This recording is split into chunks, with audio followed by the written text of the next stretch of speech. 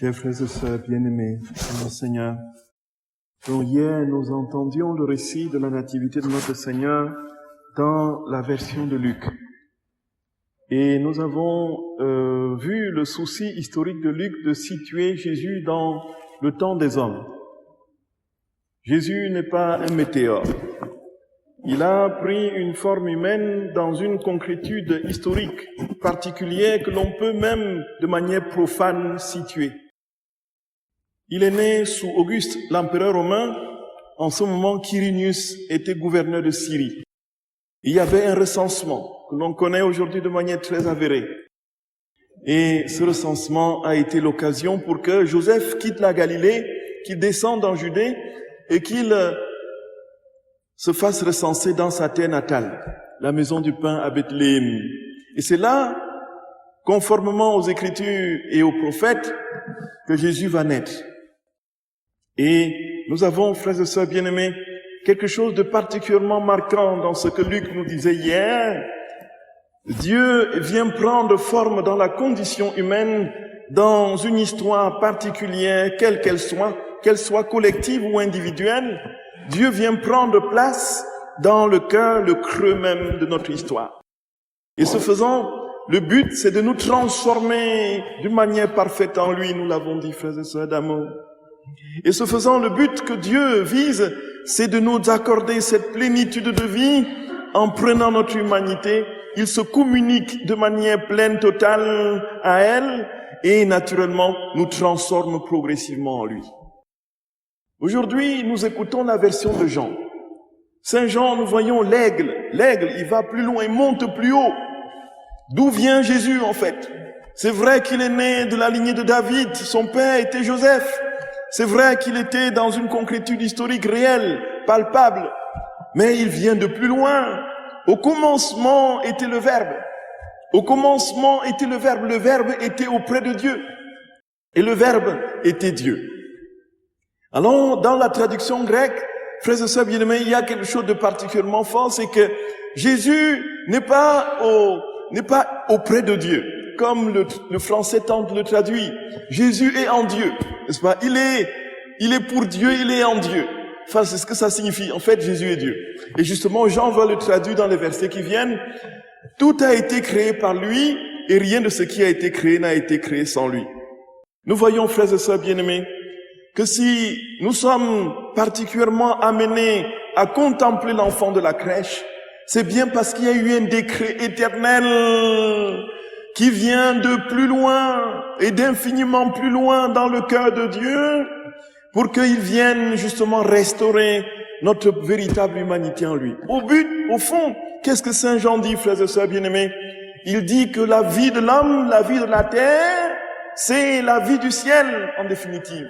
Si Jésus vient sur la terre, c'est pour que la terre devienne le ciel. C'est pour que la terre reçoive les éclaboussures de la gloire de Dieu, de son infinie sainteté, de son infini amour, que la terre, progressivement, frères et sœurs bien-aimés, devienne toujours plus le ciel. Et c'est le sens finalement de la prière qui nous a enseigné. Que ta volonté soit faite sur la terre comme au ciel. Ta vie pleine, ta vie totale, parfaite, infinie, qu'elle vienne prendre corps, prendre toute sa substance sur la terre. Et nous comprenons pourquoi, frères et sœurs bien-aimés, Jésus vient être toujours dans des situations particulièrement compromettantes et extrêmement douloureuses. C'était le cas, nous l'avons dit hier, pour le peuple d'Israël, qui était enserré de part en part par une oppression politique redoutable de l'Empire romain, qui travaillait justement à l'extorquer et à le mettre à genoux. Et nous avons vu qu'il y avait énormément de personnes qui commençaient à se rebeller, des zélotes, qui travaillaient par une guérilla urbaine à mettre hors de l'Empire, du territoire de la Palestine, tous ceux qui tentaient, frères et sœurs bien-aimés, d'empiéter sur les droits du peuple d'Israël, fortement opprimé. Exaction, prélèvement d'impôts, attitude de privation de liberté, des situations extrêmes que beaucoup de nos frères et sœurs, de nos parents qui ont vécu la guerre peuvent nous dire. Et ici, aujourd'hui, frères et sœurs bien-aimés, en dépit de cette situation extrême que le peuple d'Israël connaît, Saint Jean dit, en fait, il vient de là-haut. Il est la lumière véritable.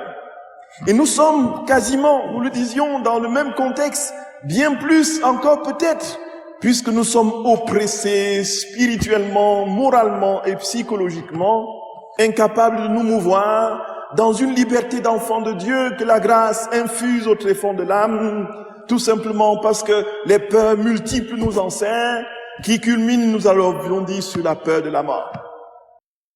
Et ce faisant, frères et sœurs bien-aimés, nous est dit aujourd'hui de manière retentissante que ta situation particulière que tu traverses aujourd'hui, ce que tu veux comprendre de ta vie et de la destinée que le Seigneur assigne à cette vie, c'est que cette vie est appelée à être le ciel. La fête de Noël, c'est la fête du ciel sur la terre. La fête de Noël, frères et sœurs bien-aimés, c'est la fête de la lumière qui prend son triomphe et sa victoire définitive sur les ténèbres. La fête de Noël, c'est la fête de tous ceux qui croient que la vie a le dernier mot sur la mort et que rien ni personne ne pourra nous empêcher de voir le visage glorieux de notre Seigneur. Du moment où il a déjà pris le visage humain, il est impossible, frères et sœurs bien-aimés, de ne pas être dans cette contemplation de sa vie véritable. Et notre Seigneur dit par Jean qu'il souffre de ce que la lumière est venue dans les ténèbres et les ténèbres ne l'ont point reçu. Il y a eu un homme envoyé par Dieu qui s'appelait Jean et il était venu non pas pour être la lumière mais pour annoncer cette lumière. Et nous savons, frères et sœurs bien-aimés, la vie de Jean-Baptiste. Quelle était cette vie, frères et sœurs bien-aimés? C'était une vie de contemplation continuelle du visage de Dieu, dans une ascèse particulièrement rude pour son temps déjà et encore bien plus pour le nôtre aujourd'hui. Il vivait justement de cette vie continuelle au désert dans la prière et le jeûne et appelant le peuple justement à vivre de la vie de conversion qui devait arriver. Et naturellement, si nous avons la certitude que la lumière aura le dernier mot sur les ténèbres, nous devons emprunter le chemin de Jean-Baptiste. Et c'est ce que notre Seigneur dit dans Matthieu au chapitre 11. Depuis le temps de Jean-Baptiste, le royaume de Dieu est forcé. Et ce sont les violents qui s'en emparent. Cette violence, frères et sœurs bien-aimés, qui est connaturelle à notre condition chrétienne, marquée justement par ce combat spirituel qui est inhérente à notre vie lorsque nous voulons enfrier, trouver un chemin de lumière au cœur de l'épaisseur des ténèbres de cette nuit. Nous sommes pour nous aujourd'hui complètement convaincus qu'il ne pourra jamais avoir de victoire que par le chemin de Jean-Baptiste. Et le chemin de Jean-Baptiste, c'est le chemin de la prière. C'est le chemin du jeûne. C'est le chemin du don total de soi à Dieu pour qu'il rende aux autres justement ce que nous lui avons donné. Cette fois-ci, transformer divinement en lui notre propre vie en lui, frères et sœurs bien-aimés, qui devient désormais lumière, lampe, soleil pour la multitude de ceux qui nous voient. Il s'ensuit qu'au cœur de ce monde, marqué par la peur, les peurs multiformes, marqué par les soucis, les angoisses, les drames inexplicables, par la raison humaine, nous avons une certitude, frères et sœurs bien-aimés, nous devons porter cette lumière en entrant dans le chemin de Jean-Baptiste, en engageant le grand combat. Certain que cette victoire nous est déjà acquise par le Fils de l'homme qui a pris notre condition et qui nous a dit « Mon enfant, tu es capable d'être comme moi parce que je t'ai créé à mon image et à ma ressemblance. » Frères et sœurs bien-aimés, le message de Noël est donc un message de joie et de victoire, de joie et de gloire, de joie et de paix, de joie et d'amour. C'est le message des messages. Dieu vient naître au cœur de l'humanité pour qu'aucun homme ne se perde, pour que plus personne ne vive et ne s'éternise dans les larmes. Voilà notre joie, frères et sœurs bien-aimés, comme chrétiens. Nous avons un Dieu qui vient dans notre situation particulière, nous dit, tu viens du ciel, tu viens du ciel, tu y retourneras, mon enfant, tu y retourneras. Oh, tu y retourneras. et rien ni personne ne pourra m'empêcher de réaliser la vocation que j'ai sur toi. Tu viens du ciel parce que moi, je viens du ciel moi aussi. Et je viens te chercher pour que ma vie soit la tienne et pour que la tienne soit la mienne. Et pour que tu me regardes dans les yeux, tes yeux dans mes yeux dans les tiens, éternellement. Frères et sœurs bien-aimés, c'est sur cette note de joie que le Seigneur nous communique aujourd'hui, que je vous souhaite de toute mon âme et de tout mon cœur un saint et joyeux Noël. Joyeux Noël dans vos âmes, dans vos familles, dans cette nation, dans cette humanité, que retentisse encore toujours plus de manière solennelle et vibrante le chant des anges, la gloire de Dieu dans les cœurs, la gloire de Dieu au plus haut des cieux et la paix sur la terre aux hommes de bonne volonté. Et que nous comprenions que nous étions au commencement et qu'un jour nous retournerons au commencement.